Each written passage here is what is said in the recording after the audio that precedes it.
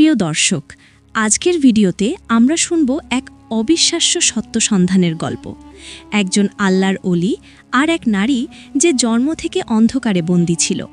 একটি সুযোগ, একটি দোয়া আর একটি সিদ্ধান্ত কিভাবে পুরো জীবনের পথ বদলে দিতে পারে, আজকের গল্প শুনলে আপনার হৃদয় কেঁপে উঠবে। যদি আল্লাহর একজন ওলি ভুলবশত একজন পতিতার ঘরে ইফতার করে আর আল্লাহ তাকে নির্দেশ দেন ওই নারীকে আলোর পথে ফিরিয়ে আনতে, তাহলে কি ঘটতে পারে? আজকের গল্প সেই অলৌকিক পরিবর্তনের যাত্রা। একদিন রমজান মাসে আল্লাহর একজন ওলি সফর থেকে বাড়িতে ফিরছিলেন। এমন সময় হঠাৎ রাস্তায় ইফতারের সময় হয়ে যায়। তিনি তখন তাড়াহুড়া করে একটি বাড়িতে গিয়ে উঠলেন এবং একজন সুন্দরী মেয়েকে দেখে তাকে সম্বোধন করে বললেন, হে মুসলিম বোন, আমি একজন রোজাদার। ভ্রমণ থেকে বাড়িতে ফিরছিলাম, হঠাৎ করে ইফতারের সময় হয়ে গেল, কিন্তু আমার ইফতার করার জন্য এক ফোঁটা পানিও নেই। দয়া করে আমাকে একটু পানি দিন, যাতে রোজাটা ভাঙতে পারি। এটা শুনে মেয়েটি বলল, আপনি ঘরের ভিতরে আসুন, আমি ব্যবস্থা করে দিচ্ছি। অতঃপর মেয়েটি বিভিন্ন আইটেমের খাবার এনে পেশ করল। তখন আল্লাহর ওলি মহান রবের শুকরিয়া আদায় করে ইফতার করতে শুরু করলেন। কিন্তু তিনি জানতেন না যে এই মেয়েটি শহরের প্রসিদ্ধ একজন মেয়ে। তার আসল নাম ছিল লাইলা, আর মানুষরা তাকে রাতের রানী বলে ডাকত। অতঃপর পরের দিন যখন আল্লাহর ওলি ঘুমাচ্ছিলেন, তখন তিনি স্বপ্নে দেখলেন সাদা পোশাক পরিহিত একজন ব্যক্তি এসে বলছেন, হে আল্লাহর বান্দা, তুমি একজন খাঁটি মুমিন হয়ে কিভাবে একজন বেশ্যার বাড়িতে গিয়ে ইফতার করলে? এটা শুনে আল্লাহর ওলি স্তব্ধ হয়ে গেলেন এবং বললেন, আমি তো জানতাম না সেই মেয়েটি খারাপ চরিত্রের মানুষ। যদি জানতাম তাহলে কখনো তার বাড়িতে যেতাম না। তখন লোকটি বললেন, যেহেতু মেয়েটি তোমাকে খাবার দিয়ে এহসান করেছে, তাই তুমিও তার উপর এহসান করো। যেভাবেই হোক তাকে খারাপ রাস্তা থেকে ভালো রাস্তার দিকে নিয়ে আসো। এটা শুনে আল্লাহর ওলি বললেন, এটা কি চাইলেই সম্ভব হবে? সে একজন প্রসিদ্ধ দেহ ব্যবসায়ী। শহরের ধনী মানুষেরা তার সাথে রাত কাটানোর জন্য যায়। সে কি তার পাপের রাজ্য ছেড়ে ফিরে আসতে চাইবে? তখন লোকটি খানিকটা রাগ দেখিয়ে বলল, সে পাপের রাজ্যে আছে বলে ভালো হতে চাইবে না, এটা তুমি কিভাবে জানলে? তার সামনে কি কখনো ভালো হওয়ার সুযোগ তুলে ধরেছিলে? এটা শুনে আল্লাহর ওলি চুপ হয়ে গেলেন। অতঃপর পরের দিন তিনি আবারও সেই লাইলার কাছে গেলেন। লাইলা তখন আল্লাহর ওলির চেহারা দেখে চিনতে ভুল করেনি। সে তাকে দেখে কিছুটা অপ্রস্তুত হয়ে গেল। এই অবস্থা দেখে আল্লাহর ওলি বললেন, আমি তোমার কাছে সময় কাটাতে আসিনি, বরং তোমাকে একটি সত্য জানাতে এসেছি। এটা শুনে লাইশয়লা প্রথমে অবাক হলেও তার কথাই কৌতূহলী হয়ে গেল। আল্লাহর ওলি তখন আবারও বললেন, আমি একজন সাধারণ মানুষ, এখনও আলোর দিশা খুঁজে বেড়াচ্ছি। আর তুমি এমন একজন মানুষ যে অন্ধকারে থেকেও আলোর দিকে ডাক পাচ্ছ। লাইলা তার রহস্যময় কথা শুনে হেসে ফেলল, কিন্তু তার হাসির পেছনে এক অজানা শিহরণ বয়ে গেল। এই ব্যক্তি যেন তার মনের গোপন গভীরে লুকিয়ে থাকা প্রশ্নগুলো শুনতে পাচ্ছিল।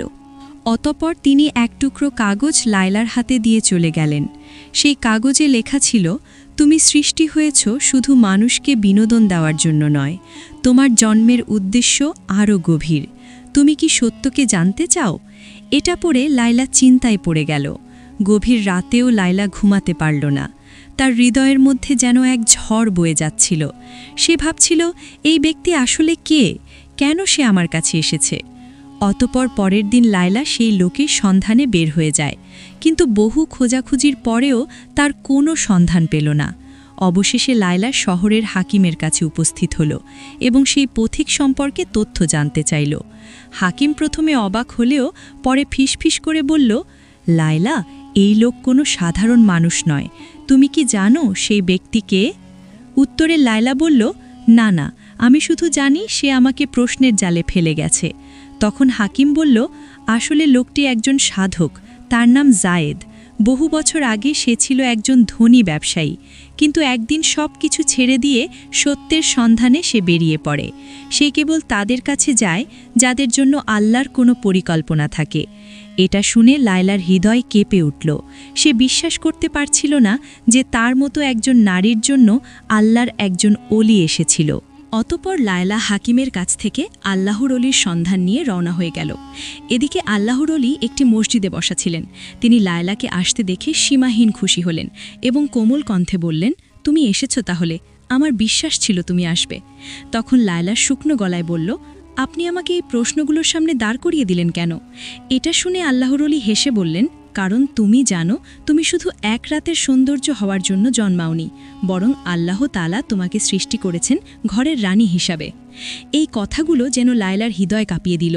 তখন আল্লাহর অলি আবারও বললেন, আচ্ছা লায়লা, তুমি এই ঘৃণ্য কাজে কিভাবে জড়িয়ে গেলে? একবারও কি নিজের আত্মসম্মানের কথা চিন্তা করলে না?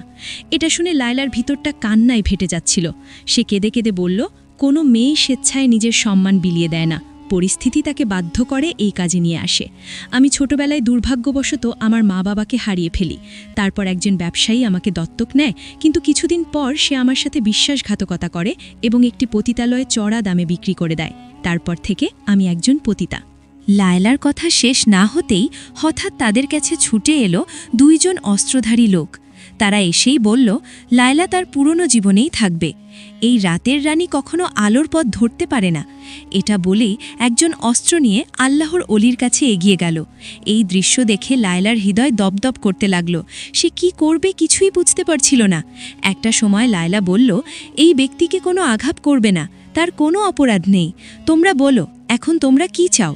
তখন একজন অস্ত্রধারী বলল, তোমার ফিরে আসা দরকার। তুমি আমাদের পতিতালয়ের জন্য একজন রত্ন, আমাদের শক্তির উৎস। তুমি যদি চলে যাও, আমাদের অস্তিত্ব বিপন্ন হবে। এই কথা শুনে লায়লা খুবই কষ্ট পেল। নিজেকে একটা পরাধীন ব্যবসার পণ্য হিসাবে মনে হচ্ছিল তখন। আল্লাহর অলি নরম কণ্ঠে বললেন, লায়লা, মানুষের সত্যিকারের মূল্য তার অন্তরে লুকানো থাকে। তুমি যদি মুক্তি চাও, তবে এখনই সিদ্ধান্ত নিতে হবে। তখন লায়লা গভীরভাবে শ্বাস নিল এবং শান্ত গলায় বলল, আমি আর সেই জীবনে ফিরতে চাই না। এই কথা শুনতেই একজন লায়লার দিকে ঝাঁপিয়ে পড়ল, কিন্তু তার আগেই আল্লাহর অলি সামনে এসে দাঁড়িয়ে গেলেন। তখন অস্ত্রধারী একটা সজোরে ধাক্কা দিয়ে আল্লাহর অলিকে মাটিতে ফেলে দেয়। এটা দেখে লায়লা চিৎকার করে উঠল এবং সাহস নিয়ে একটা পাথর দিয়ে আঘাত করল লোকটির মাথায়। চোখের পলকে সে আল্লাহর অলিকে নিয়ে দৌড় দিল। তারা সর্বোচ্চ শক্তি দিয়ে দৌড়াচ্ছিল, আর পেছন থেকে শোনা যাচ্ছিল ধাওয়া করার আওয়াজ। কিন্তু লায়লার মনে এখন শুধু একটাই কথা, আমি মুক্তি চাই, আমি সত্য চাই। এক পর্যায়ে তারা একটি পুরনো বাড়িতে আশ্রয় নিল। আল্লাহর অলি জায়েদের কপাল থেকে রক্ত ঝরছিল, কিন্তু তার চোখে ছিল প্রশান্তি। তিনি ক্লান্ত গলায় বললেন, লায়লা, তুমি তোমার প্রথম যুদ্ধে জিতে গেছ। তখন লায়লা হাঁপাতে হাঁপাতে বলল, কিন্তু আমার পথ তো এখনো শুরুই হয়নি, না জানি আরও কি পরীক্ষা রয়েছে আমার জন্য। তখন জায়েদ মৃদু হেসে বললেন, এটাই তো আসল কথা, পথিকের যাত্রা কখনো এত সহজ হয় না। এদিকে শহরের অন্য প্রান্তে অস্ত্রধারীরা আবারও জড়ো হচ্ছিল। তারা জানত লায়লা পালিয়ে গেছে, কিন্তু তারা এটা জানত না যে লায়লা আর আগের সেই রাতের রানী নেই। এদিকে পুরনো বাড়িতে লায়লা আর জায়েদ লুকিয়েছিলেন। লায়লার হৃদয়স্পন্দন তখনও দ্রুত চলছিল, কিন্তু তার মনে এক নতুন অনুভূতি কাজ করছিল। এজন্য এক ধরনের সাহস, এক ধরনের মুক্তির স্বাদ। অতঃপর লায়লা জায়েদকে ফিসফিস করে বলল, আমরা এখন কি করব? তখন জায়েদ ভেবেচিন্তে বললেন, তোমাকে শহর ছাড়তে হবে, কিন্তু এই অন্ধকার জগৎ তোমাকে সহজে যেতে দেবে না। এটা শুনে লায়লা এক মুহূর্ত চুপ করে থাকল। তারপর বলল, কিন্তু আমি কোথায় যাব? আমার তো এই দুনিয়ায় কেউ নেই। তখন জায়েদ বললেন, আল্লাহর দরবারে যার কেউ নেই, সেই সবচেয়ে শক্তিশালী। আল্লাহর উপর আস্থা রাখো। তিনি ওয়াদা দিয়েছেন, কেউ যদি আল্লাহর রাস্তায় যাওয়ার জন্য চেষ্টা করে, তাহলে তিনি অসংখ্য রাস্তা খুলে দিয়ে সাহায্য করবেন। অতঃপর তারা রাতের বেলা শহর ছাড়ার জন্য বের হয়ে গেল। কিন্তু কিছুক্ষণ যাওয়ার পর দেখতে পেল অদূরেই সীমান্তে অস্ত্রধারীরা টহল দিচ্ছে। এই দৃশ্য দেখে লায়লা এক গভীর শ্বাস নিল। তখন জায়েদ অভয় দিয়ে বললেন, ভয়ের কিছু নেই, শহরের একটি গোপন সুড়ঙ্গ পথ রয়েছে, যা অনেক পুরনো। তার ব্যাপারে কেবলমাত্র কিছু অভিজ্ঞ লোকই জানে। আমরা সেই পথ দিয়েই পালাবো, তুমি অযথা ভয় পাবে না। তখন লায়লা মুচকি হেসে বলল, কিসের ভয়? আপনি যেহেতু সাথে আছেন, তাই ভয় পাওয়ার কিছুই নেই। তবে যেভাবেই হোক, আমি মুক্তি চাই। অতঃপর তারা সুড়ঙ্গ পথ দিয়ে চলতে লাগলেন। কিছুক্ষণ যাওয়ার পর হঠাৎ পেছন থেকে পায়ের শব্দ শোনা গেল। অস্ত্রধারীদের কেউ হয়তো পিছু নিয়েছে। জায়েদ তখন লায়লার দিকে তাকিয়ে বললেন, এবার তোমার উপর নির্ভর করছে। লায়লা, তুমি কি সত্যের পথে এগোবে নাকি আবার অন্ধকারে ফিরে যাবে? তখন লায়লা এক মুহূর্তের জন্য চোখ বন্ধ করে বলল, আমি আলো চাই, আমি অন্ধকারে যেতে চাই না। লায়লা কিছুক্ষণ চুপ থেকে আবারও ফিসফিস করে বলল, আমরা কি তাহলে ধরা পড়ব? তখন শান্ত গলায় জায়েদ বললেন, সত্যের পথ কখনোই সহজ হয় না, কিন্তু যারা আল্লাহর উপর ভরসা রাখে তারা কখনো হেরে যায় না। এভাবে চলতে চলতে সুড়ঙ্গ পথের ওই পাশে গিয়ে দেখল সামনেই রয়েছে একটি লোহার দরজা, যা কেবলমাত্র বাহির থেকে খোলা যায়। এটা দেখে লায়লা নিরাশ হয়ে বলল, এখন কি হবে? পেছন থেকে অস্ত্রধারীদের ধাওয়ার শব্দ আসছে। তখন আল্লাহর ওলি জায়েদ দোয়া পড়ে ধীরে ধীরে দরজার একটি অংশে বিসমিল্লা বলে ধাক্কা দিলেন। সঙ্গে সঙ্গে দরজাটি দপাস করে মাটিতে পড়ে গেল। তখন তারা আলহামদুলিল্লাহ বলে বের হয়ে আসলেন। তখন লায়লার হৃদয়ে কোরআনের একটি আয়াতের কথা মনে হচ্ছিল, যেখানে বলা হয়েছে, যারা আমার পথে সংগ্রাম করে আমি অবশ্যই তাদের জন্য আমার পথ খুলে দেব। অতপর তারা ক্লান্ত শরীরে মরুভূমির পথে দৌড়াতে লাগলেন। আরেকটু সামনে গেলে হয়তো তারা তাদের নাগালের বাইরে চলে যাবে। এমন সময় লায়লা পিছন থেকে একটা আওয়াজ শুনতে পেল। পিছনে তাকিয়ে দেখতে পেল অস্ত্রধারীদের একটা তীর জায়েদের থেকে ছুটে আসছে। লায়লা তখন নিজের শরীরটা জায়েদের সামনে নিয়ে তীরটি নিজের শরীরে নিয়ে নিল। ফলে লায়লা ধপ করে মাটিতে লুটিয়ে পড়ল। তখন জায়েদ বিস্ময়ে চিৎকার করে তার দিকে তাকিয়ে দেখলেন যে রক্ত তার জামাকাপড় ভিজিয়ে দিচ্ছিল, কিন্তু লায়লার চোখে ছিল প্রশান্তি। সে বলছিল, আমি এখন মুক্ত, আমি অন্ধকার থেকে বেরিয়ে এসেছি। ঠিক তখন ওই মরুভূমির গভীর থেকে কয়েকজন রহস্যময় মানুষ এসে হাজির হলো। তাদের একজন জায়েদের কাঁধে হাত রেখে বলল, তোমরা সত্যের পথের যাত্রী, তাই আল্লাহ তাআলা আমাদেরকে পাঠিয়েছেন তোমাদের সাহায্য করার জন্য। অতঃপর তারা লায়লাকে একটি উটের পিঠে বসিয়ে দিল। তখন জায়েদ বিস্ময় হয়ে তাকিয়ে বললেন, তোমরা কে? উত্তরে একজন বলল, আমরা সেই পথিক যারা আলোর দিশা খুঁজে বেড়ায়, এবং আজ থেকে লায়লাও আমাদের একজন। এদিকে অস্ত্রধারীরা দূর থেকে সেই অদ্ভুত পথিকদেরকে দেখে তারা দাঁড়িয়ে গেল। তারা আর এগিয়ে যেতে সাহস করল না। অতঃপর 3 দিন 3 রাত ধরে চলার পর তারা একটি ছোট্ট গ্রামে গিয়ে উপস্থিত হলেন। লায়লা তখন ফিসফিস করে বলল, আমরা কোথায় এসেছি?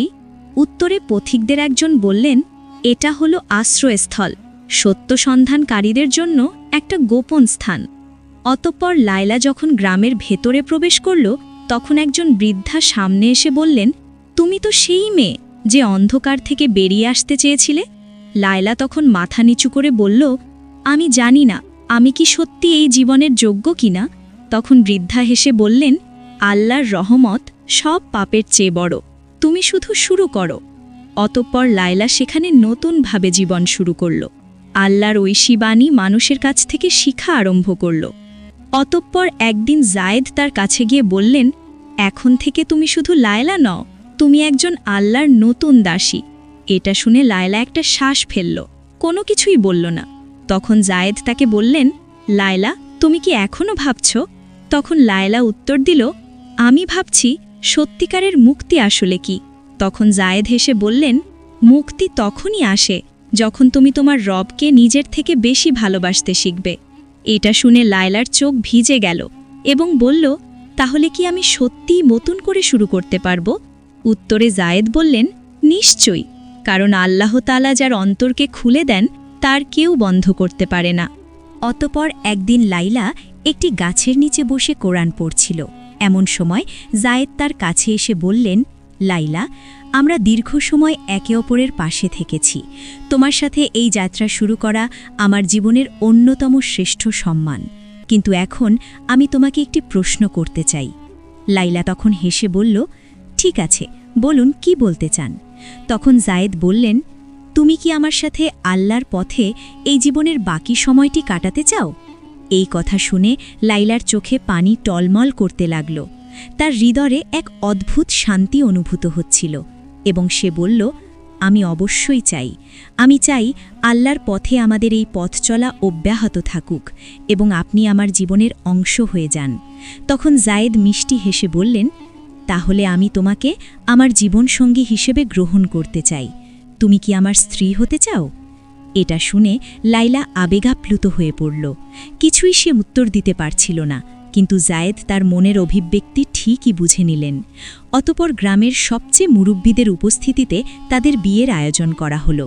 লাইলা এবং জায়েদ একে অপরকে সসম্মানে বিয়ে করে নিলেন।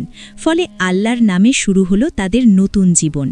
প্রিয় দর্শক, যারা নিজের ভুল থেকে ফিরে আসতে চায়, আল্লাহ তাদের জন্য শত পথ খুলে দেন। লায়লা যেমন অন্ধকার থেকে আলো পেয়েছিল, আমরাও আমাদের জীবনে যে কোনো সময় ফিরে আসতে পারি। এই গল্পটি যদি আপনার হৃদয় ছুঁয়ে যায়, তাহলে ভিডিওটি লাইক, কমেন্ট এবং শেয়ার করুন। আর জানাবেন আপনি এমন আরও পরিবর্তনের গল্প চান কিনা।